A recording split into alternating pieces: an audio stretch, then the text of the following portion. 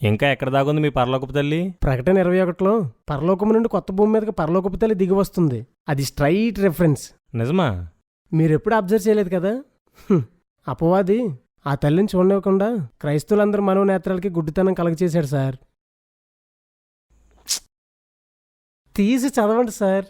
ఎప్పటికైనా కళ్ళు తెరవండి సార్ ప్లీజ్. నేను బ్లైండ్ కదా, చదవలేను. నువ్వే చదువు.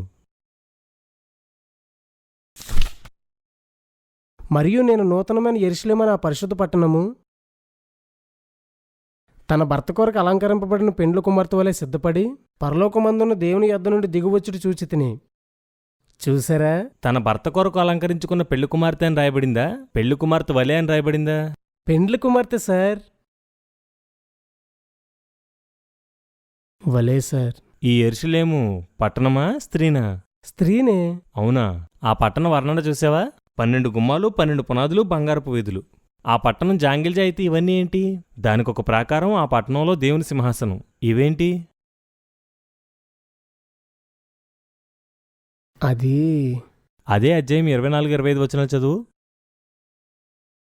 జనములు దాని వెలుగునందు సంచరింతురు, భూరాజులు తమ మహిమను దానిలోనికి తీసుకుని వత్తురు. అక్కడ రాత్రి లేనందున దాని గుమ్మములు పగటివేళ ఏమాత్రమును వేయబడవు. జనములు జాంగిల్జాలోనికి ఎలా వెళ్తారు? అది 5 minutes సార్.